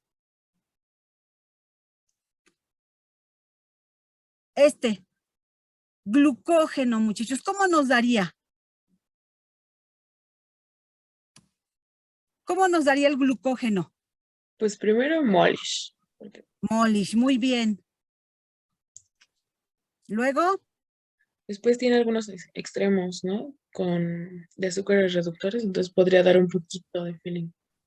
Podría dar un poquito feeling positivo. ¿Qué más? Molis, así a lo mejor un poquitito de extremos reductores. ¿Qué más? ¿En yodo un color rojo? En yodo un color rojo, muy bien. Ya me contestó Esmeralda también por ahí. Ajá. Rojizo, hasta se ve así tan rojizo que se ve como café. ¿Sí? Muy bien. ¿Cómo nos daría Selivanov?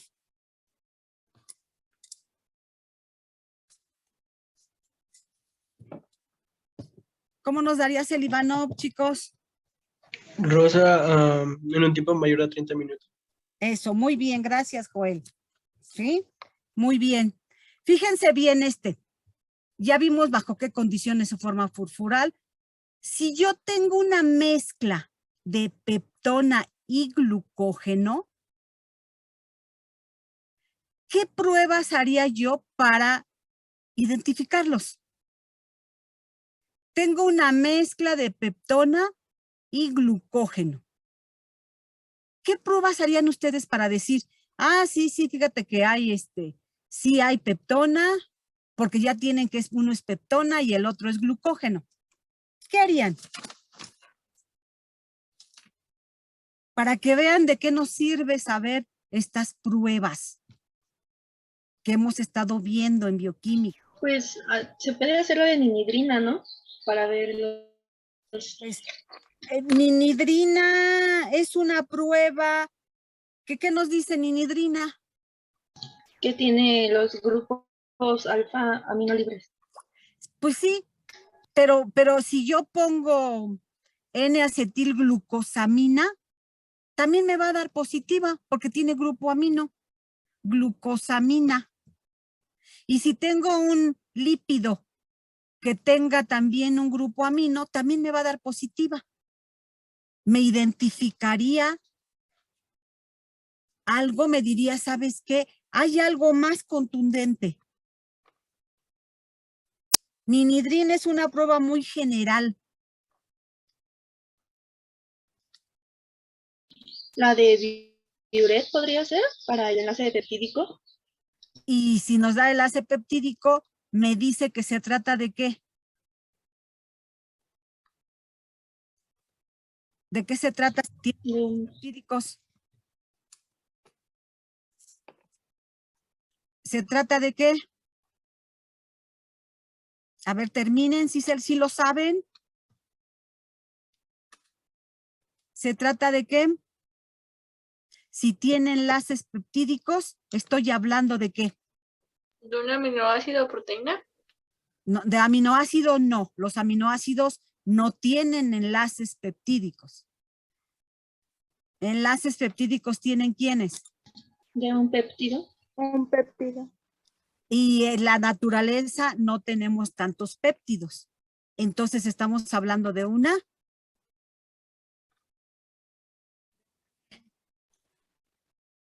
proteína, muchachos, de una proteína. Y de estos dos, ¿quién me daría positivo? Biuret. En esta mezcla, ¿quién me daría positivo? La peptona. La peptona.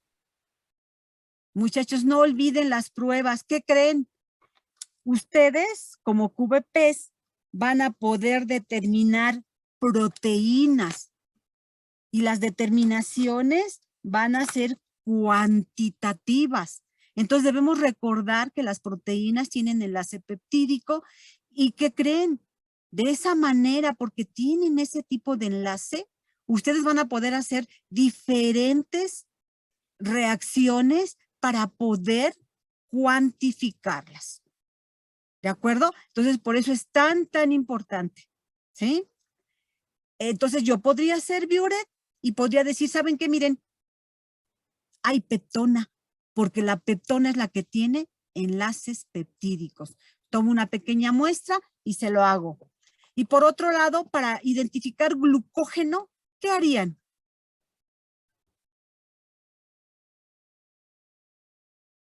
¿Qué pruebas harían? Del yodo, tal vez. La de yodo. La de yodo. ¿Y qué otra harían también? La de Mollis. La de Mollis. Claro, porque Mollis me dice que es un carbohidrato. ¿De acuerdo? Mollis me dice, ¿qué crees? Tienes un carbohidrato. ¿Sí? Y si quiero saber si es glucógeno, pues le hago yodo. Y si me da de color, ¿qué? ¿De qué color me debe de dar glucógeno? Rojo me parece que es cuando están muy ramificados, ¿no? Claro. ¿Te parece bien? Muy bien. Rojo. Me tendría que dar rojo. ¿De acuerdo? Entonces vean por eso quise ponerles esa mezcla para que se dieran cuenta de que ustedes pueden identificar si tienen algún compuesto por ahí. ¿De acuerdo? Y más si les dan más datos. Claro, aquí ya se les dio el dato de que es peptona y glucógeno. Entonces ustedes ya tomando en cuenta esos datos, ustedes pueden discernir entre qué pruebas pueden hacer ustedes para determinar que están ahí presentes. ¿De acuerdo? Bueno, ya, ¿hay otra, maestro, o ya no me acuerdo? Ay, esas son las últimas, ya, miren, hay esto otra vez amilosa, amilopeptina. A ver, chicos, estas ambas son maltosas. Perdón, no es cierto, esta es maltosa. ¿Y esta cuál será? Galactosa y glucosa. ¿Quién será? Lactosa. Eso, muy bien, la lactosa, Alan. Muy bien. ¿Cómo nos darían? Ambos. Son disacáridos los dos.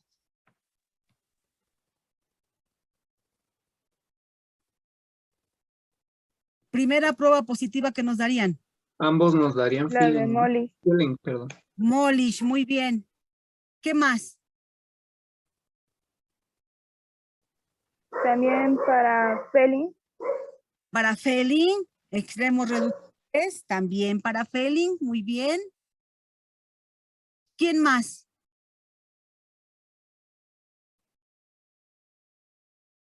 Mollis, Felin. ¿Cómo nos darías el Ivanov? Color rosa, 30 minutos. 30 minutos. Eso, muy bien. Rosa, más 30 o más de minutos. ¿Sí? ¿Y qué más? ¿Yodo nos daría? No. Bueno, no, el color del yodo. ¿No? El color del yodo. Muy bien. ¿Cuál nos falta? ¿Tolens? ¿Tolens nos daría? Ya vi caritas, bueno, cabecitas que dicen que no. ¿Sí? No nos daría porque no son pentosas. ¿De acuerdo? Y las de acá arriba, ustedes ya las tienen. Es la amilosa y la amilopeptina. Esas que marcó el maestro. Le hago esas que marcó el maestro. ¿Sí?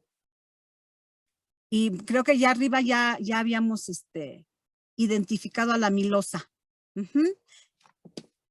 Y a la amilopeptina también, al glucógeno también. ¿Algo que nos haya faltado, muchachos? ¿Algo que algo de duda? No, profe. ¿No?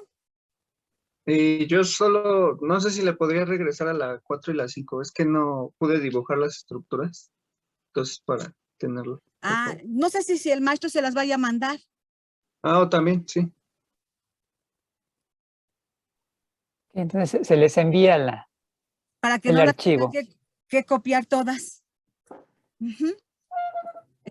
Maestro, si ya no tienen dudas los chicos, pues creo que eso es todo. Creo que sí ya están listos para carbohidratos. Ok. Gracias, maestra.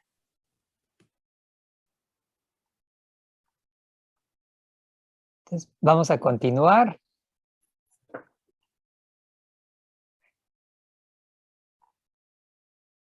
Ya nuestra última práctica por hoy, para que descansen y se mentalicen para el examen. Temperatura. Entonces, nueva práctica. ¿Qué es la energía de activación? ¿Cómo la definirían? Es la energía que requiere una reacción para que pueda empezar, para que se lleve a cabo. Ok. Y de allí, ¿qué me dirían? En una reacción, y hablamos, claro, de reacciones enzimáticas. Sí es la energía de activación, pero ¿recuerdan cuando escribían ustedes su reacción enzimática? ¿Qué se generaba? Colocaban, claro, la enzima, el sustrato, y eso me generaba un estado de intermediario. transición. Un estado o un intermediario, un estado de transición, efectivamente. Pues la energía de activación es precisamente esa energía que me va a ayudar para formar ese estado de transición. Ahora, ¿cómo determinaron la energía de activación?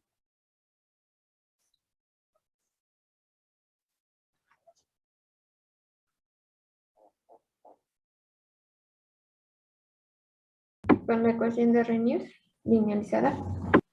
Ok, entonces, como no me sé la ecuación de Arrhenius, ¿para qué me sirve esa ecuación de Arrhenius?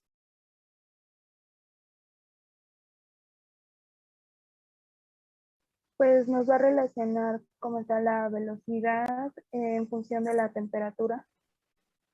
Ok, es directamente proporcional.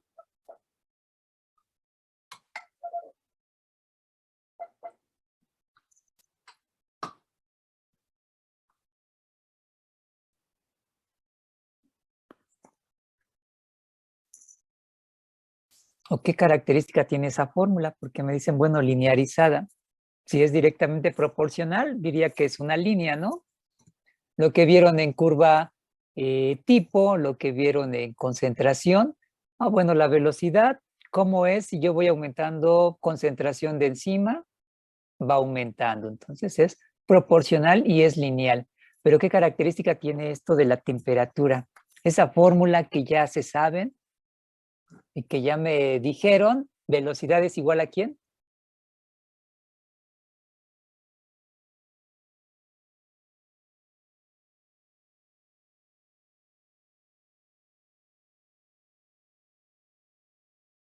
A la concentración de los azúcares reductores sobre 10. Entonces por allí tenemos un exponencial. Y eso es lo que nos debe demostrar que pequeños cambios en la temperatura, pues también me van a afectar la velocidad de manera exponencial. ¿Qué tiene esa fórmula de importante? Pues allí está contenida la energía de activación. Y si ustedes la despejan, tienen que aplicar logaritmos. ¿Bien? Bueno, entonces, ¿cómo la determinaron? A partir, claro, de la fórmula, como ya me explicaron, qué experimentos harían para determinar energía de activación. Ok, entonces pregunta 1. Después de toda su explicación de cómo determinaron la energía de activación, pasaremos a la pregunta 2.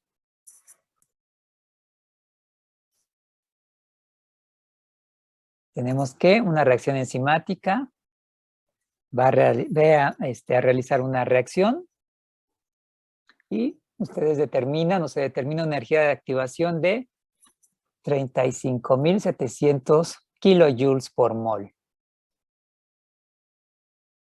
En esa reacción, claro, adicionan un catión divalente, manganeso.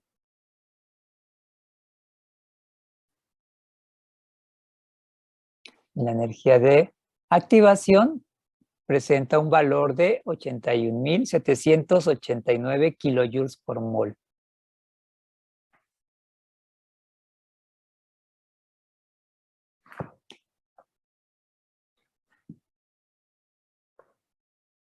En presencia de magnesio, la energía de activación es de 21.879 kilojoules por mol.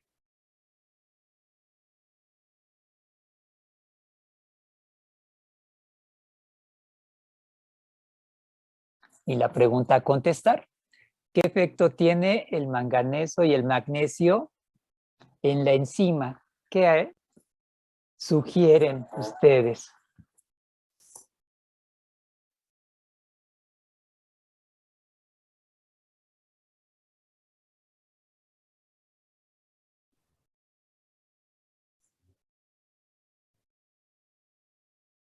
Pues con el manganeso aumenta, no la energía de activación. Y con el magnesio disminuye. Ok. Y ahora... Y con el manganeso sería más difícil que se efectúe la reacción.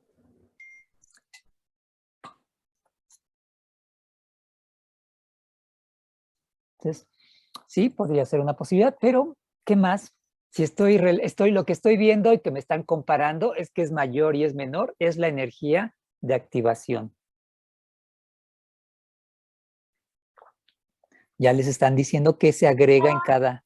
Va a ser que estos funcionan como catalizador y en este caso el manganeso pues va a aumentar esta energía de activación.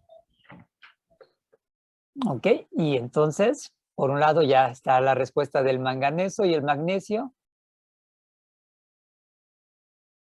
Pues esto disminuiría la energía de activación. Ok, lo que sugiere... Pues no se podría, o sea, no, la enzima no actuaría de una manera eficiente porque cada enzima tiene una determinada energía de activación, ¿no? Y estos pues la modifican. Y entonces estoy viendo que la presencia de estos elementos me están modificando la energía de activación, eso es cierto. Y ahora, ¿cómo puedo explotar esta información? Pues pueden ser funciones de cofactores,